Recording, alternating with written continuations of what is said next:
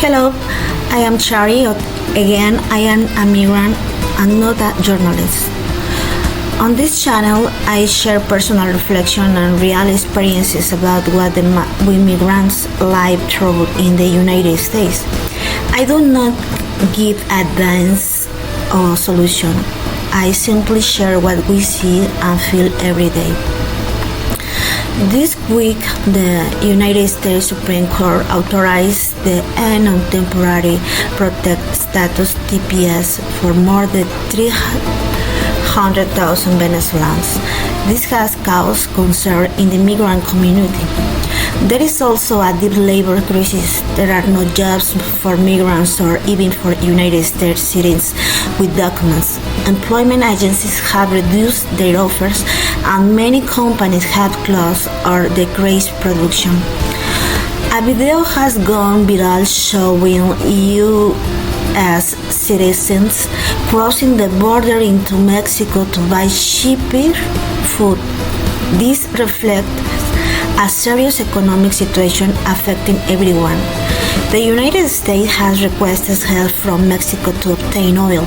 It is time for President Claudia Sheinbaum to use this need as a tool to demand amnesty and work permits for Mexicans who already live and work in the United States. Additionally, many Mexicans who voluntarily returned to Mexico were promised $1,000 in support but have not received it. In Mexico fulfills its part, such as helping with oil. The U.S. must also fulfill its promises. In California, the Latino festival Don't Fall in Love Fest announced that part of its process will go to the legal assistance for migrants.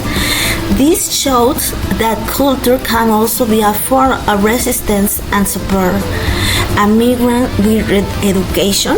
What history is this? A migrant with education and good English skills was hired in the quality control department of a company through an agency.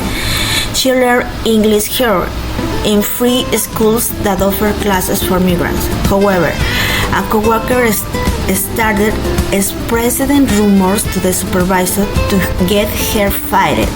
Eventually, the agency stopped calling her. This happens often in companies where migrants work. There are also U.S. citizens who have been released from prison and cannot easily find jobs. Working conditions are harsh. Dirty bathrooms, lack of drinking water, long hours, and no stability.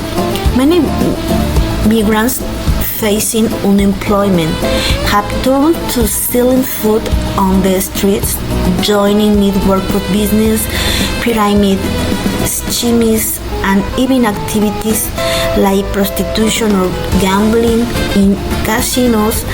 This is a reality that cannot be ignored.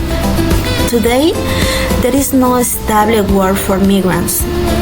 Desperation lead us to accept any job, to compete among ourselves, and sometimes to fall into unsafe ventures. The United States must recognize the contribution of migrants, especially Mexicans, who are known as the most hardworking. It is time to demand amnesty and work permits for those who are already here, working and sustaining the economy. President Claudia Sheinbaum, you have the opportunity to negotiate with the United States. If they need our oil, we need dignity, stability, and labor rights. We also demand that the promise of 1,000 to Mexicans who voluntarily return to fulfill. It is time to act.